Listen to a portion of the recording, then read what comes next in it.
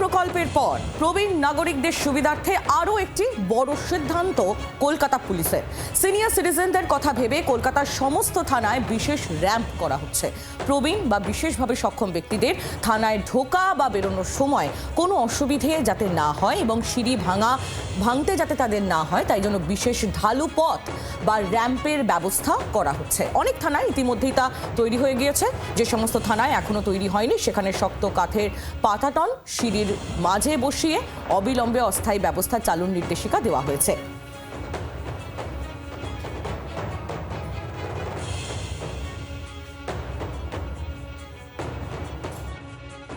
প্রণাম প্রকল্পের পর সিনিয়র সিটিজেন বা বয়স্ক মানুষদের জন্য কলকাতা পুলিশের নবতম সংযোজন প্রত্যেকটি থানায় ঢোকার মুখের র্যাম্প। এই মুহূর্তে আমরা দাঁড়িয়ে রয়েছি উল্টোডাঙ্গা থানায়। আমরা দেখতে পাচ্ছি এখানে প্রবীণ নাগরিক, বয়স্ক নাগরিক, বিশেষ করে যাদের হাঁটা চলায় অসুবিধা, এমনকি যারা হুইল চেয়ারেও যাতায়াত করেন, তাদের ক্ষেত্রে থানায় ঢোকার দুটি র্যাম্প তৈরি হয়েছে।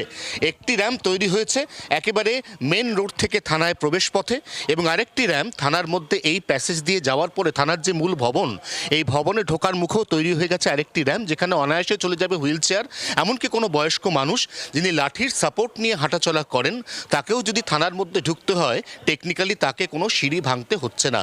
দেখে বোঝাই যাচ্ছে পুরনো সিঁড়ি, সাবেকি সিঁড়ি, তার পাশে তৈরি হয়েছে নতুন র্যাম্প। অনেকটা স্মুথ করে দেওয়া হয়েছে যাতে এখান দিয়ে অনায়াসে কোনো বয়স্ক মানুষ হেঁটে উঠতে পারেন, অথবা তিনি যদি হুইল চেয়ারে আসীন হন তাহলে সেক্ষেত্রেও হুইল চেয়ারে সরাসরি থানায় ওসির ঘরে পৌঁছে যাওয়ার পর্যন্ত তার কোনো টেকনিক্যাল অসুবিধা হওয়ার কথা নয়। জি 24 ঘন্টার জন্য ক্যামেরায় অরিন্দমের সঙ্গে অয়ন, উল্টোডাঙ্গা থানা, কলকাতা।